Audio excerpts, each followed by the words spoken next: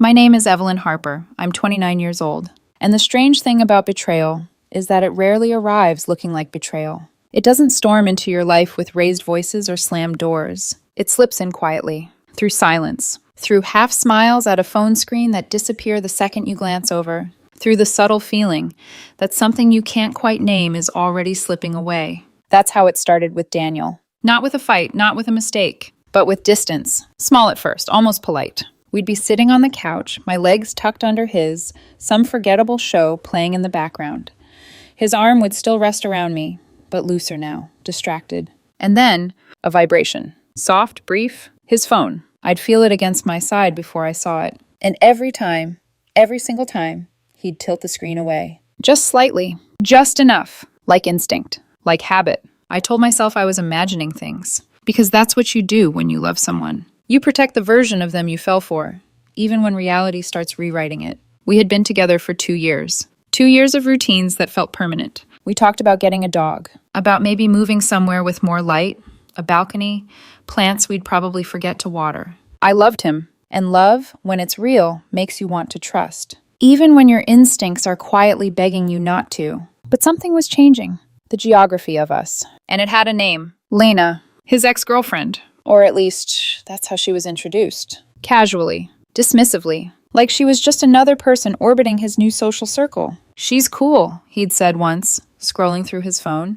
We just stayed friends. Just. It was a Tuesday evening when everything shifted from feeling off to feeling wrong. I was in the kitchen, chopping vegetables. The rhythm of the knife grounding me. Daniel was on the couch behind me, scrolling through apartment listings I'd sent earlier. Or at least, pretending to. I could tell he wasn't really reading them. Lena's hosting something Saturday, he said suddenly. I paused mid-slice. A party, rooftop at her building. Should be fun. I turned slightly. That sounds nice. What kind of crowd? Mostly her friends. People from her design firm. You know, creative types. He shrugged, then added, almost too casually. You can come, obviously, but you might find it a little boring. There it was. Soft, polite, but unmistakable. A dismissal wrapped as consideration. I think I can survive a party, I said lightly, forcing a small smile. I know, he said quickly. It's just, it'll probably go late, and her place is right upstairs, so... He hesitated, just long enough for my stomach to tighten. If I end up staying over, don't make it a thing, okay? It's just practical. The knife stopped moving. The air shifted. Something invisible, but heavy, settled between us. At Lena's? I asked, keeping my voice calm. Yeah, he said, like it was obvious. I set the knife down carefully. I mean, I get not wanting to deal with late-night rides, but you'd be staying in her apartment?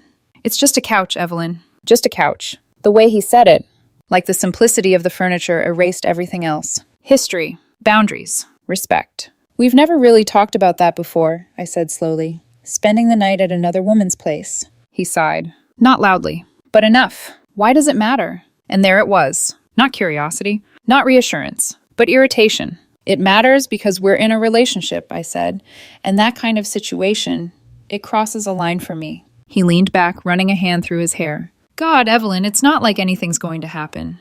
That's not the point.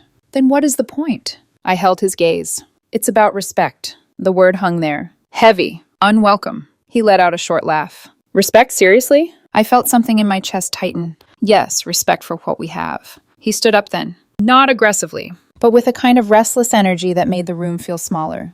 It's 2023, he said. Men and women can be friends. I agree.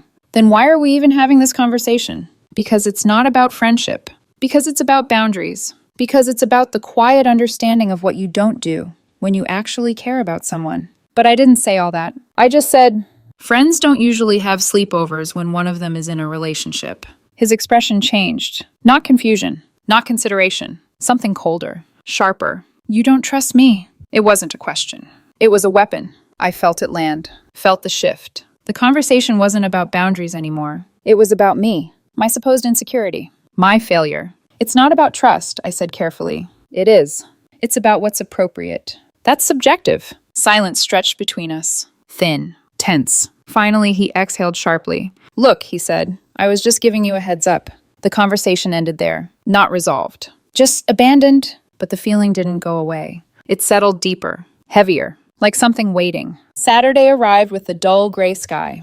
Daniel was restless all day, trying on different outfits, checking his phone constantly, smiling at things he didn't share. I watched him from a distance that didn't exist a week ago, and realized I was already losing him. That night, as he stood in front of the bathroom mirror adjusting his collar, I leaned against the doorway. One last attempt. "Hey," I said softly. He met my eyes in the reflection. "Yeah? About tonight." And something inside me already knew this was the moment. "It would make me feel better," I said, "if you came home after. No matter how late, I'll even come get you." He turned slowly, and whatever had still been soft between us hardened. "So you really don't trust me?" "No." "You think I'm going to sleep with her?" The bluntness of it hit like a slap. "That's not what I said."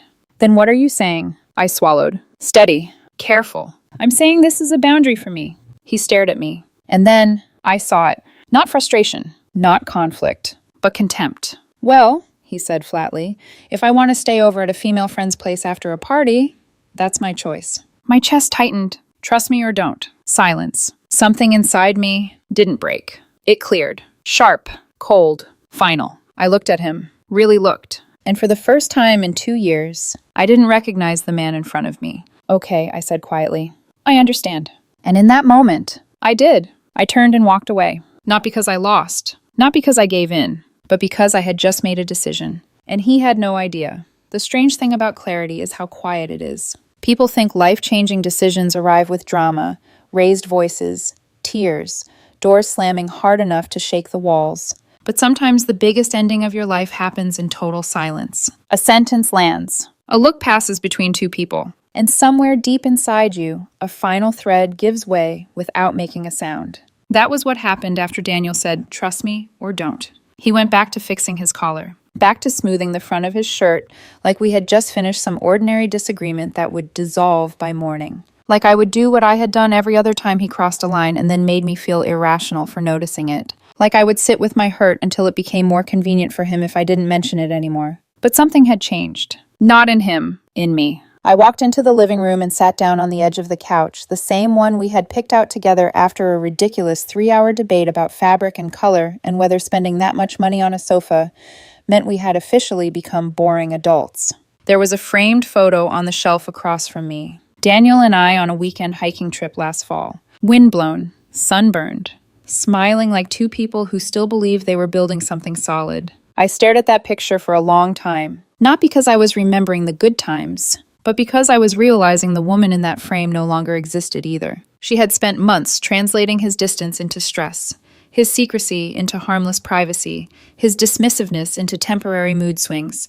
She had bent herself into understanding because love had taught her that patience looked noble. Now she looked pathetic to me, not weak, just unwilling to see the truth until it stood directly in front of her and called itself freedom. I heard Daniel walk out of the bathroom a few minutes later. The sharp, expensive scent of his cologne drifted into the room before he did. He grabbed his keys from the entry table and glanced at me. "You're being really dramatic about this," he said. I looked up. The words should have stung. Instead, they slid past me like rain against glass. "Have a good night," I said. He frowned, like my calm annoyed him more than anger would have. For a second, I thought he might come closer, might try to soften things just enough to keep the peace, might kiss my forehead and say we would talk tomorrow. But he didn't. He just shook his head once, like I was the difficult one, and left. The door closed behind him with a clean, ordinary click. And that was it. No thunder. No cinematic collapse. Just silence. I sat there for another minute, listening to the apartment settle around me. Then I stood up and began. Not because I had made the decision that second. Because if I was honest, part of me had already started making it days earlier. The first time he smiled at a text and hid the screen. The first time Lena's name came up too casually. The first time I felt like an inconvenience in my own relationship. I had not wanted to believe where all of it was leading. But some deeper, wiser part of me had known. I went to the bedroom first. From the back of the closet, behind a row of winter coats, I pulled out a duffel bag I had started packing 3 days ago in moments when Daniel was in the shower or out getting coffee. At the time, I told myself it was paranoid. Temporary. Just in case I needed space after another fight. Now it felt less like paranoia and more like self-respect arriving early. Inside were a few changes of clothes, my passport, important documents, my grandmother's ring I never wore but always kept, the novel I had been halfway through, my charger, my journal. Nothing sentimental, nothing shared, nothing that belonged to us. I added 2 sweaters, a pair of jeans, and the navy dress I wore when I needed to remember I looked strong. Then I zipped the bag closed and set it by the bedroom door. Next came the practical things. My laptop, my work notebook, the folder with my lease documents. The apartment had been mine before Daniel moved in.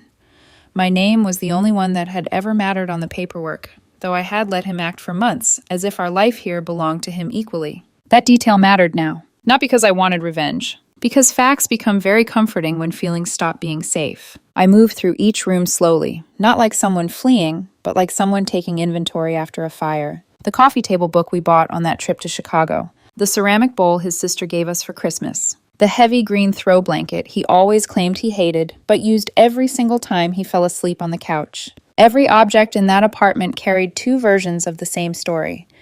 The hopeful one I had believed while we were building it, and the harsher one I was seeing now. I went into the kitchen and stood very still. It was strange what grief chose to notice. A wine glass with a faint lipstick mark from last week. The basil plant I had kept alive despite almost no sunlight. The knife block.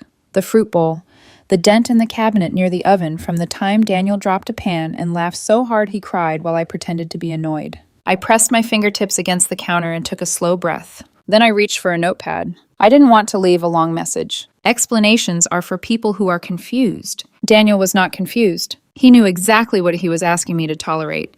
He simply expected me to tolerate it anyway. So I wrote only what mattered. I've chosen don't. Take care, Evelyn. I read it once, folded it neatly. Then I set it beside my key on the kitchen table. After a moment's hesitation, I opened the cabinet above the refrigerator and took out the small glass vase we almost never used. I filled it with water and arranged the white daisies I'd bought that morning at the farmer's market, before all this, when some part of me still believed Saturday might turn out differently. It looked almost absurdly gentle, a goodbye softened by flowers. But I left them there anyway. Not for him, for me. Because even in leaving, I wanted to remain myself, calm, deliberate, unwilling to become cruel just because I had been disrespected. I took one last look around the apartment. Then I lifted the duffel bag, turned off the lights, and walked out. I did not cry in the hallway. I did not cry in the elevator. I did not cry in the back seat of the rideshare as the city slid past in silver blurs and red brake lights. I felt hollow, but not broken. There's a difference. Broken implies damage. Hollow is simply the sound a body makes when something has finally been removed. My best friend, Claire, opened her apartment door at 11:14 p.m., wearing old sweatpants and a face mask, took one look at me and the duffel bag, and stepped aside without asking a single question. That was one of the reasons I loved her. Real friendship knows when language would only get in the way. She handed me a blanket, poured me a glass of water, and said, "You can have the bed. I'll take the couch." "I'm okay with the couch," I said automatically. She fixed me with a look. "You're not getting punished twice tonight." That almost made me cry. Almost. Instead, I nodded, set my bag down, and sat on the edge of her guest bed while she closed the door softly behind her. For a few minutes, I just stared at my phone. Daniel's contact sat there at the top of my recent messages, harmless looking, familiar, still carrying the photo I'd taken of him last summer laughing with his eyes closed under a string of patio lights. I changed it first, deleted the picture. Then I blocked his number, blocked his calls, removed him from our shared photo album, logged out of the streaming account we used together, changed passwords, canceled the grocery order scheduled for Monday under both our names. One thread at a time, I began cutting him out of the digital fabric of my life. Methodical, quiet, precise. But I left one channel open, the messaging app we used most often. I muted it, archived it, and turned off notifications. I didn't leave it open because I hoped he would explain. I left it open because I wanted a record. Because there is something deeply stabilizing about evidence when someone has spent months making you question your own perception. I set the phone face down on the nightstand and finally lay down. The room was unfamiliar, but it felt safer than my own apartment had in weeks. For the first time in a long time, I slept deeply. When I woke, pale morning light was spilling through the curtains. For one disoriented second, I forgot where I was. Then I remembered everything. And to my surprise, the first thing I felt was not devastation. It was relief, pure and strange and almost frightening in its size. No waiting for the front door. No checking whether he had texted. No rehearsing how I might say the right thing in the right tone so he wouldn't twist it into something ugly. Just relief. Claire made coffee and eggs and didn't push. Around noon, while she was answering work emails from the kitchen table, I opened the messaging app. There it was. One unread voice note, sent at 8:47 a.m. I looked at it for a long time before pressing play. Daniel's voice filled the room, thick with sleep and irritation. Really, Evelyn? This is ridiculous. You're seriously going to do this because I stayed on a couch? Lena has a sectional, for God's sake. Her roommate was there half the night. You're acting insane. Call me back so we can talk like adults. I listened without expression. He didn't sound worried. He sounded inconvenienced, as if my leaving had interrupted his version of the weekend, as if the problem was not what he had chosen, but that I had refused to absorb it quietly. When the message ended, I deleted it, not dramatically, just calmly, like clearing spam from an inbox. Claire glanced up from the kitchen. You okay? I considered the question, then answered honestly. I think I'm becoming okay. She nodded once, like that was enough. The second voice note came later that evening. This one was longer, and his tone had shifted. Still irritated, but underneath it now was something thinner. Uncertainty. Okay, he said. You've made your point. I'm sorry, all right? I shouldn't have said it like that. But you leaving? Without even talking to me? That's extreme, Evie. You didn't even try to work through it. Lena and I are friends. That's all. You're making this into something it wasn't. Just call me. I leaned back against the headboard after it ended. There it was. The rewrite. He was sorry for how he had phrased it, not for what he had done. Sorry for my reaction, not for his choice. And buried right in the middle, that familiar accusation dressed up as disappointment. You didn't even try. As though I had not been trying for weeks. As though boundaries stated clearly and calmly were not effort. As though the only kind of trying that counted was the kind where I stayed, softened, explained myself again, and let him keep deciding what was reasonable. I deleted that one too. That night, Claire ordered Thai food and put on some terrible dating show neither of us cared about.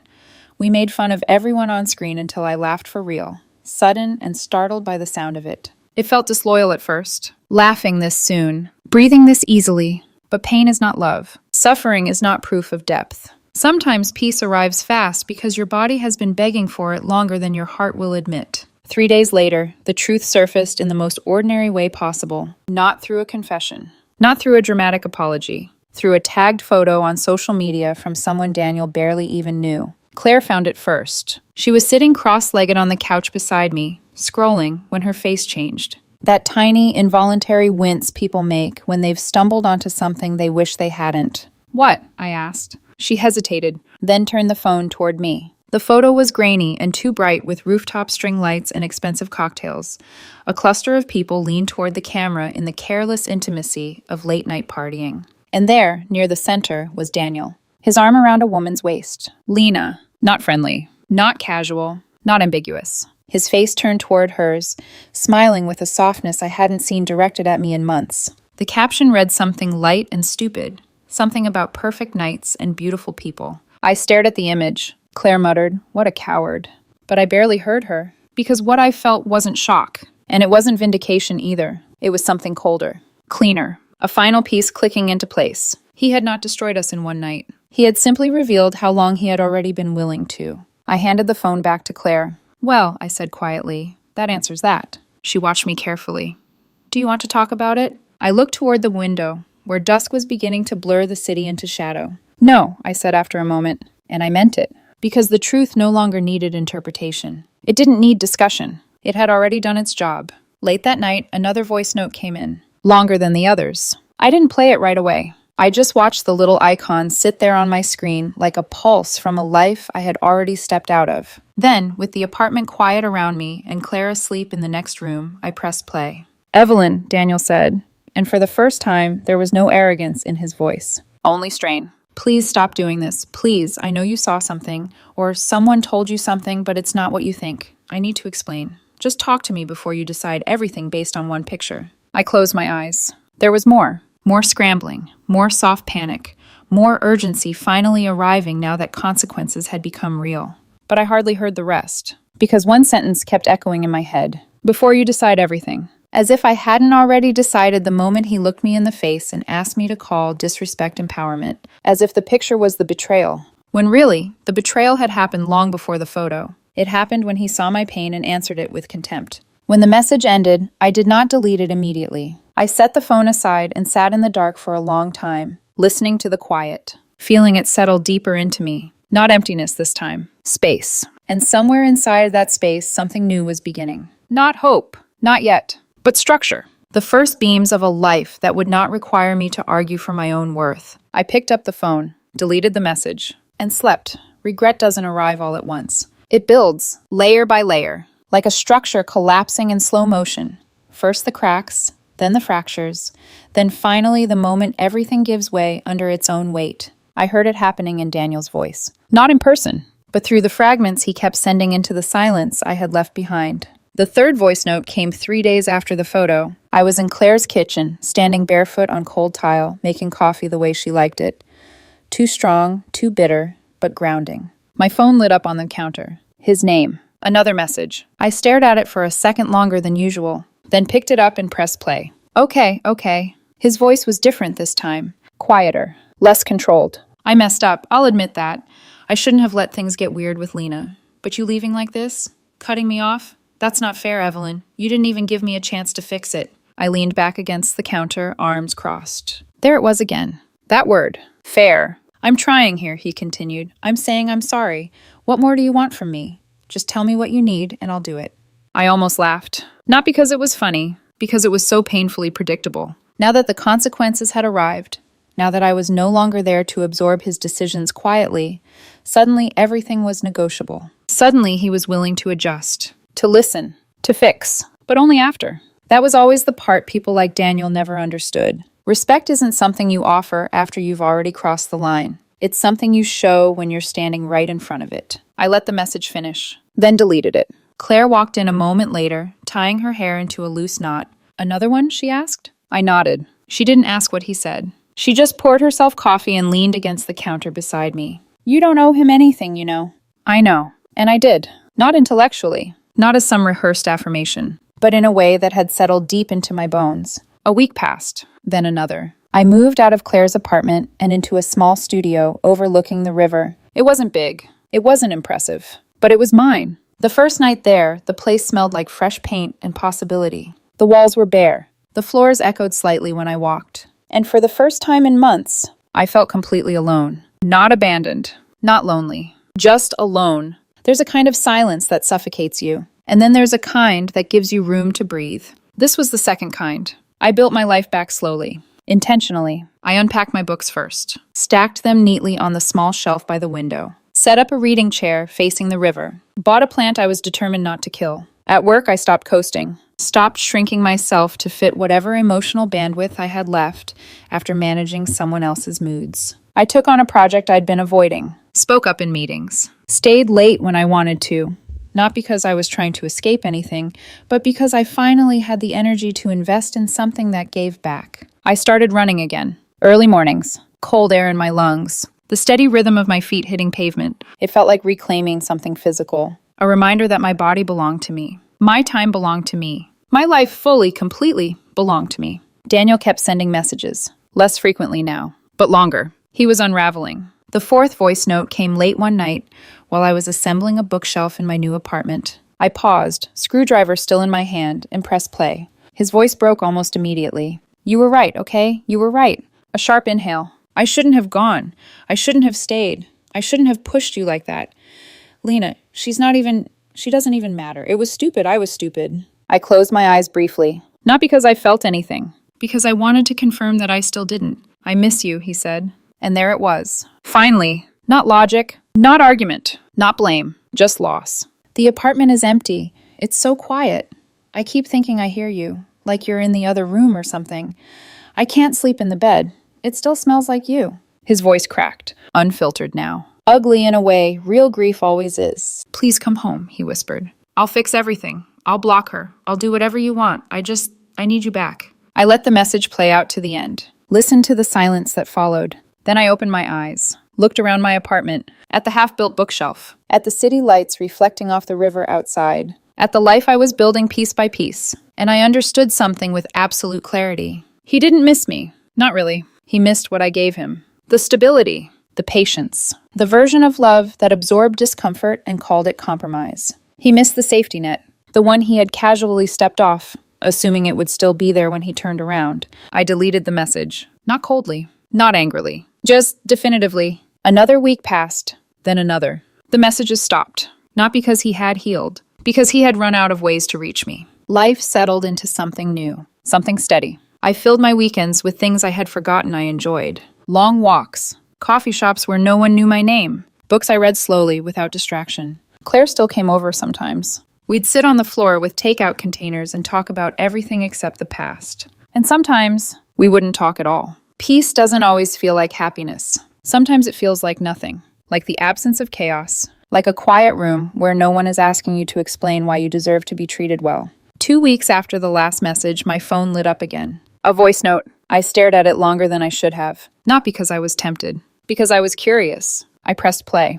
There was no immediate sound, just a faint rustle, a breath, unsteady. Then, Evelyn, his voice was barely there, stripped of everything. No pride, no defensiveness, no performance. I don't know who I am without you. I felt something shift in my chest. Not pain, not longing, something quieter. Recognition. This was the end. Not of us. That had already happened. But of his illusion.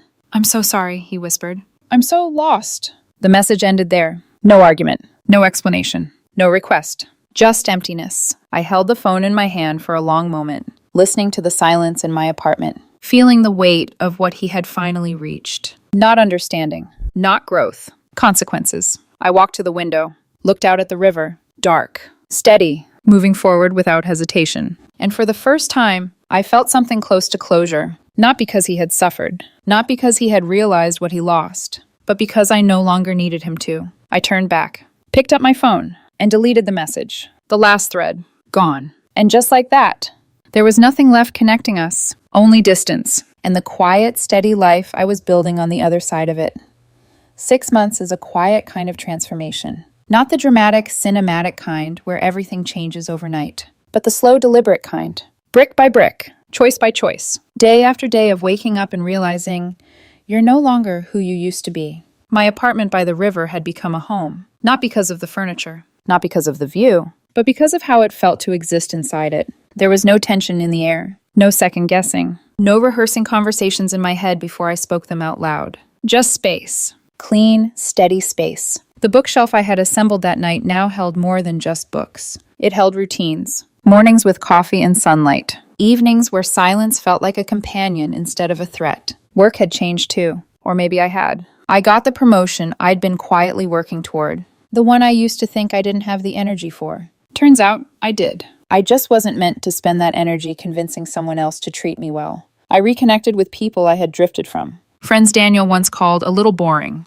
We had dinners, game nights, long conversations that didn't revolve around managing someone else's mood. Claire called it my post-breakup glow. I didn't argue with her, but I knew it wasn't about looking better. It was about feeling aligned. I heard about Daniel occasionally. Not directly. Never from him. From mutual acquaintances. From fragments that drifted back through conversations. He had moved out of the apartment. Couldn't afford it alone. Was staying with a friend. Then a cousin. Then somewhere else. Lena? That ended quickly. Predictably. She had moved on. Just like she always intended to. For a while, Daniel posted things online. Pictures of nights out. Captions about living freely. About learning lessons. About growth. Then, nothing. Silence. I never looked for him. Not once. Because when something is truly over, you don't feel the need to check. The encounter happened on a Sunday morning. The kind of morning that feels almost too soft to hold anything heavy. Sunlight filtering through trees. The city quieter than usual. I was standing in line at a small coffee shop near my old neighborhood. The one Daniel and I used to go to almost every weekend. I still came sometimes, not out of nostalgia, because they made good coffee, and I liked the walk. I had just finished a run. My hair pulled back, skin still warm from the effort, body grounded, mind clear. I felt it before I heard it. That strange shift in the air when someone familiar enters your space. Evelyn? His voice was softer than I remembered. Thinner. I turned, and there he was. Daniel. For a second, time didn't slow down. It didn't rush back. It just paused. He looked different, not dramatically, but in the way people do when something inside them has collapsed. His posture wasn't as easy. His eyes held something restless, unsettled. He tried to smile. It didn't quite land. Hi, I said. Just that. No shock. No tension. No rush of emotion. Just recognition. He blinked, like he wasn't prepared for that. Like he had rehearsed something else. You look really good, he said. Thank you. I stepped forward slightly as the line moved. Ordered my coffee. Waited. He stayed there, hovering. I wasn't expecting to see you, he said. Me neither. Silence. Not awkward. Just empty. I've been wanting to talk to you, he said finally, words coming faster now. I know you probably don't want to hear it, but I've been in therapy. I've been working on myself. I understand things now that I didn't before. What I did, how I treated you, it wasn't okay. I listened. Not with interest. Not with resistance. Just listening. You were right, he continued. I see that now. I was defensive. I was selfish. I pushed you instead of trying to understand you. The words sounded practiced. But underneath them, there was something real. Regret.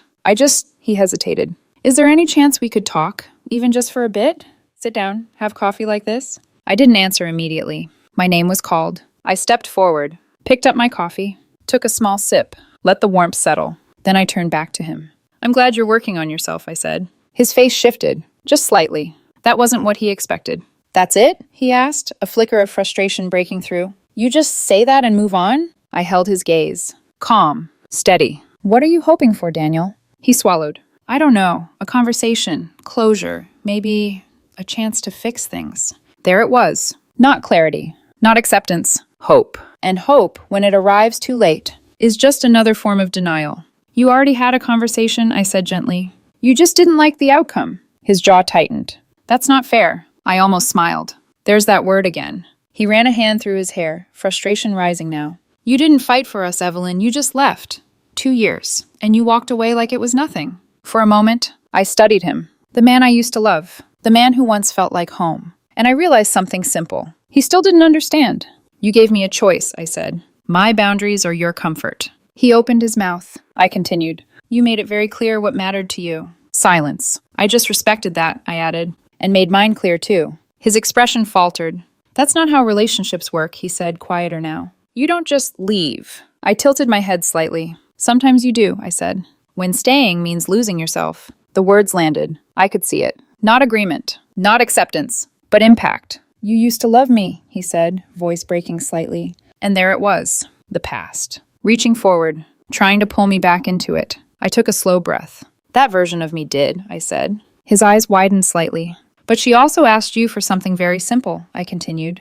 Respect. Silence stretched between us. And when she didn't get it, I said softly, she left. His shoulders dropped. Something in him gave way. I miss you, he said again. I nodded. I know. Not cruel. Not dismissive. Just true. But missing someone doesn't rebuild what was broken. And it doesn't undo the moment they showed you exactly where you stood. I hope you keep working on yourself, I said. And I hope it leads you somewhere good. He stared at me, searching. For something. Anything. But there was nothing left to find. Because I wasn't holding anything anymore. Take care, Daniel. And that was it. No anger. No bitterness. No lingering thread. Just an ending. I turned and walked toward the door. The bell chimed softly as I stepped outside. The sunlight felt warm against my skin. The air light. I didn't look back. Not because I was trying to be strong, but because there was nothing behind me that belonged to me anymore. As I walked down the street, coffee in hand, I thought about small things. The book waiting for me at home. The project I was excited to continue tomorrow. The quiet evening ahead. Life. Simple. Steady. Mine. He had asked me to choose. Trust him. Or not. I had chosen. And somewhere along the way, I realized it was never about him. It was about choosing myself.